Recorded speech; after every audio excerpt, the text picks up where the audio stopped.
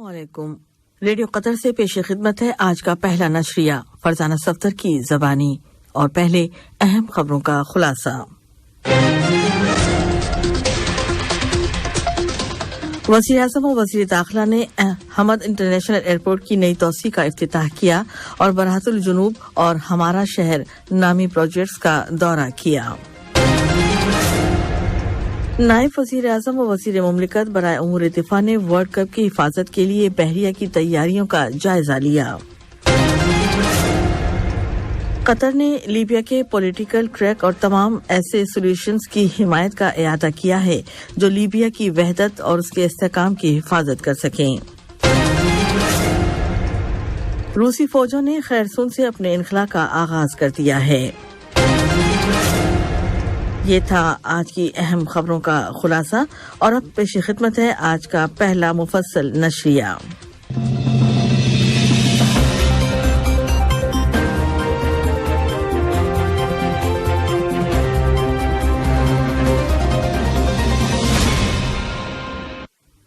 بسم اللہ الرحمن الرحیم۔ وزیر اعظم و وزیر داخلہ شیخ خالد بن خلیفہ بن عبدالعزیز آل ثانی نے حمد انٹرنیشنل ایئرپورٹ کی نئی توسیع کا افتتاح کر دیا۔ وزیر اعظم نے مسافروں کے نئے ٹرمینلز کا دورہ بھی کیا اور آنے اور جانے والے مسافروں کے ان ٹرمینلز کی کیپیسٹی اور استعمال ہونے والے نئے سسٹمز کے بارے میں معلومات حاصل کی۔ اس کے علاوہ انہوں نے ورلڈ کپ فیفا قطر 2022 کے مہمانوں، شائقین اور تمام مسافروں کے خیر مقدم کے لیے اس توسیع میں شامل مختلف فیکلٹیز، آلات و وسائل اور آپریشنل پروسیس کے بارے میں بھی معلومات حاصل کی۔ متعدد وزراء اور اعلیٰ اہلکاران بھی اس دورے میں وزیر اعظم و وزیر داخلہ کے ہمراہ تھے۔ وزیر اعظم و وزیر داخلہ شیخ خالد بن خلیفہ بن عبدالعزیز آل ثانی نے حمد بندرگاہ پر وزٹرز سینٹر کا بھی افتتاح کیا۔ وزیر اعظم نے اس سینٹر کے مختلف حصوں کا دورہ کیا، جن میں قطر میں آبی حیاتیات کا پہلا حوض یعنی ایکویریم، سمندری عجائب گھر اور کثیر المقاصد ہال بھی شامل ہے، جس میں جدید ترین ٹیکنالوجی کے آلات اور انٹروکٹو سیمولیٹر کے آلات بھی لگائے گئے ہیں۔ وزیر اعظم و وزیر داخلہ ثانی نے بندرگاہ پر سی پورٹ سوسائٹی سسٹم موانینا کا بھی افتتاح کر دیا ہے۔ یہ ایک الیکٹرانک پلیٹ فارم ہے جس کے ذریعے بندرگاہ کے متعلقہ اشخاص اور شعبوں کے درمیان معلومات کی انتہائی محفوظ اور سمارٹ منتقلی ممکن ہو گئی ہے۔ اس طرح درآمدات اور برآمدات کو تیز رفتار اور آسان بنایا جا سکتا ہے اور اس پر اخراجات بھی کم آئیں گے۔ وزیر اعظم و وزیر داخلہ شیخ خالد بن خلیفہ بن عبدالعزیز آل ثانی نے حمد بندرگاہ میں موانینا نامی اس سسٹم کے بارے میں، جس کا کل جمعرات کے روز افتتاح کر دیا گیا، کہا ہے کہ یہ سسٹم سمندر پر کھلنے والی قطری ونڈو ہے، جس سے بندرگاہ کی کارکردگی واضح طور پر مزید بہتر ہو جائے گی۔ وزیر اعظم و وزیر داخلہ نے شہر الوکرہ میں براعت الجنوب اور ہمارا شہر نامی پروجیکٹس کا بھی دورہ کیا ہے، جس میں انہوں نے یہ دونوں منصوبے، ان کی فیکلٹیز اور ان میں پیش کی جانے والی سروسز دیکھیں۔ یہ منصوبے ورلڈ کپ 2022 کی تیاریوں کا ایک حصہ ہیں۔ نائب وزیر اعظم و وزیر مملکت برائے امور دفاع ڈاکٹر خالد بن محمد العطیہ نے بحریہ کے الہول نامی اڈے کا دورہ کیا ہے تاکہ ورلڈ کپ فیفا قطر 2022 کی حفاظت کرنے والی فوجوں میں شریک بحریہ کی تیاریوں کا معائنہ کر سکیں۔ مسلح افواج کے chief of staff general pilot Salim bin Hamad bin Aqeel النابد، نائب وزیر اعظم و وزیر مملکت برائے امور دفاع کے مشیر اور ورلڈ کپ کے لیے وزارت دفاع کی کمیٹی کے سربراہ میجر جنرل پائلٹ محمد عبداللطیف ارمانائی اور ورلڈ کپ فیفا قطر 2022 کے لیے جوائنٹ فورس کے کمانڈر میجر جنرل سعید حسین الخیارین بھی اس دورے میں ان کے ہمراہ تھے۔ وزیر ماحولیات و موسمیاتی تبدیلی ڈاکٹر شیخ فالح بن ناصر بن احمد بن علی التانی نے ملک کے جنوب مغربی حصے میں دہل المسفر نامی مقام کا افتتاح کر دیا ہے، جو سیاحوں کو اپنی جانب کھینچ لانے والا سب سے اہم ماحولیاتی سیاحتی مقام ہے۔ عجائب گھروں کی قطری اتھارٹی اور ایکسون میبول ریسرچ کے تعاون سے اس اہم ماحولیاتی مقام کی اب اپنی نوعیت کی پہلی مفصل جیولوجیکل ریسرچ مکمل کر لی گئی ہے۔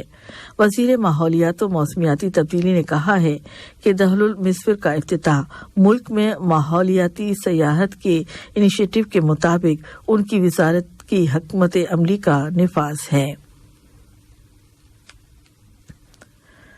مڈل ایسٹ میں پہلی مرتبہ ہونے والے قطر ورلڈ کپ 2022 شروع ہونے میں باقی 9 دنوں کی الٹی گنتی شروع ہو گئی ہے۔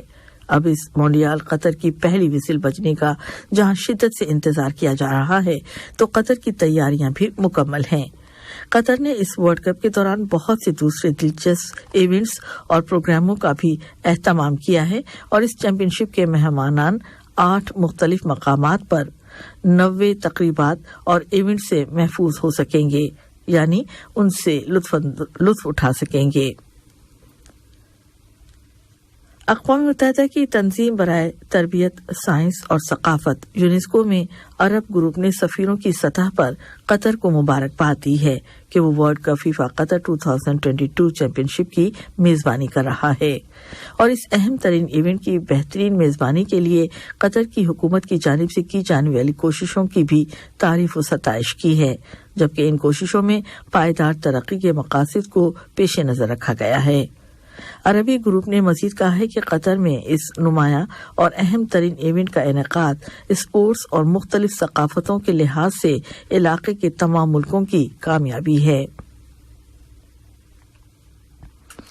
ملک میں جمہوریہ ارجنٹینا کے سفیر جناب گیجرمو لوئس نیکولس نے کہا ہے کہ قطر میں ورلڈ کپ چیمپئن شپ کا افتتاح قریب ہے اور تاریخ اپنا اب تک کا سب سے بڑا باب لکھنے کے لیے تیار ہے، خاص طور پہ کہ ورلڈ کپ کا یہ ایڈیشن عرب دنیا میں اور ایک اسلامی ملک میں ہونے والا پہلا ورلڈ کپ ہے اور یہ ورلڈ کپ کے مقابلوں کی فائلوں میں اپنا مقام حاصل کرنے کا حقدار ہے۔ انہوں نے قطر مونڈیال کے اسٹیڈیمز کا ذکر کرتے ہوئے کہا کہ یہ آرٹ اور آرکیٹیکچر یعنی تعمیراتی انجینئرنگ کا حسین امتزاج ہیں۔ فٹ بال کے قطر مونڈیال 2022 کی قربت کے ساتھ ہی MSC اینڈ ورلڈ یورپ نامی بحری جہاز جو دراصل ایک تیرنے والا ہوٹل ہے، دوحہ کی بندرگاہ پر پہنچ گیا ہے۔ یہ ورلڈ کپ فیفا قطر چیمپئن شپ کے شائقین کو ایک منفرد میزبانی سے روشناس کرائے گا۔ یہ بحری جہاز ایک ماڈرن فلوٹنگ ہوٹل ہے جو اپنے ڈیزائن اور ٹیکنالوجی کے اعتبار سے ایک انفرادیت رکھتا ہے۔ تیرنے والا یہ ہوٹل 22 منزلوں پر مشتمل ہے۔ اس میں ورلڈ کپ کے 6700 سے زیادہ شائقین کو ٹھہرانے کی گنجائش ہے اور اس فلوٹنگ ہوٹل میں سیفٹی اور سیکیورٹی کے اعلیٰ ترین معیاروں کی پابندی کی جاتی ہے۔ لیبیا کے دارالحکومت طرابلس میں قطر کے سفیر جناب خالد محمد بن ثابت الدوسری نے لیبیا کے لیے اقوام متحدہ کے سیکریٹری جنرل کے خصوصی نمائندے جناب عبداللہ باتیلی کے ساتھ ملاقات کی ہے اور کہا ہے کہ قطر وہاں کے سیاسی عمل کو آگے بڑھانے کے لیے اقوام متحدہ کے خصوصی نمائندے کی مہموں کی مدد و حمایت کرتا ہے اور اختلافات کو حل کرانے کے لیے ان کی کوششیں قابل تعریف ہیں۔ قطری سفیر نے کہا ہے کہ قطر لیبیا کے پولیٹیکل ٹریک، اس سے متعلق سلامتی کونسل کی قراردادوں اور ان تمام پرامن سولوشنز کی حمایت کرتا ہے جو لیبیا کی وحدت، اس کے استحکام اور خود مختاری کی حفاظت کر سکیں اور ترقی و خوشحالی سے متعلق عوامی امنگوں کو پورا کر سکیں۔ فلسطینی صدر محمود عباس نے اپیل کی ہے کہ اسرائیلی کنیسٹ میں دائیں بازو کی کامیابی کے بعد مغربی کنارے کے کئی حصوں کو اسرائیل میں ضم کرنے کے منصوبوں کو ناکام بنانے کی تیاری کی جائے۔ وہ سابق صدر یاسر عرفات کی 18ویں برسی کے موقع پر سرکاری ٹیلی ویژن کے ذریعے غزہ کی پٹی کے وسطی حصے کے عوام سے خطاب کر رہے تھے۔ انہوں نے کہا کہ فلسطینی عوام کو اب اگلے مرحلے کے لیے تیاری کر لینی چاہیے۔ واضح رہے کہ بنیامین نتنیاہو اب اسرائیل کی نئی حکومت بنانے کے قریب ہے اور اس نے اپنے سابقہ دور اقتدار میں یہ اعلان کیا تھا کہ مغربی کنارے کے کئی حصے اسرائیل میں شامل کر دینے کے منصوبے تیار ہیں۔ لبنان کی پارلیمنٹ کل مسلسل 5ویں مرتبہ بھی ملک کے نئے صدر کا انتخاب کرنے میں ناکام ہو گئی کہ کوئی بھی امیدوار پارلیمنٹ کے 2/3 ممبروں کی حمایت حاصل نہیں کر سکا۔ اب پارلیمانی اسپیکر نبی برے نے صدر کے انتخاب کے لیے آئندہ جمعرات کو پارلیمنٹ کا اجلاس طلب کیا ہے۔ واضح رہے کہ لبنان میں صدارت کی کرسی خالی ہے اور سابق صدر میشل عون کی مدت صدارت گزشتہ مہینے ختم ہو گئی تھی اور وہ صدارتی محل سے جا چکے ہیں۔ ماسکو نے اعلان کیا ہے کہ اس نے یوکرین کے جنوب میں واقع خیرسون سے اپنا انخلا شروع کر دیا ہے۔ ادھر کییف نے کہا ہے کہ اس نے بحر اسود پر واقع فوجی اہمیت رکھنے والے اس شہر کے آس پاس کے تقریباً 10 دیہاتوں کو اپنے قبضے میں لے لیا ہے۔ روس کی وزارت دفاع نے اشارہ دیا ہے کہ روسی فوجوں کے کئی یونٹوں کو منصوبے کے عین مطابق دریائے ڈیمبرو کے بائیں کنارے پر پہلے سے تیار کردہ مقام پر منتقل کیا جا رہا ہے۔ البتہ یوکرین کی انتظامیہ روس کے اس اعلان پر شکوک و شبہات کا اظہار کر رہی ہے، کیونکہ اگر یہ انخلا واقعی ہو جاتا ہے تو یہ ان علاقوں میں روس کی ایک پسپائی ہوگی جنہیں اس نے اپنی سرزمین میں ضم کر لینے کا اعلان کر رکھا ہے۔ آج کے اس نشرے کے اختتام سے پہلے اہم خبروں کا خلاصہ ایک مرتبہ پھر سماعت فرما لیجیے۔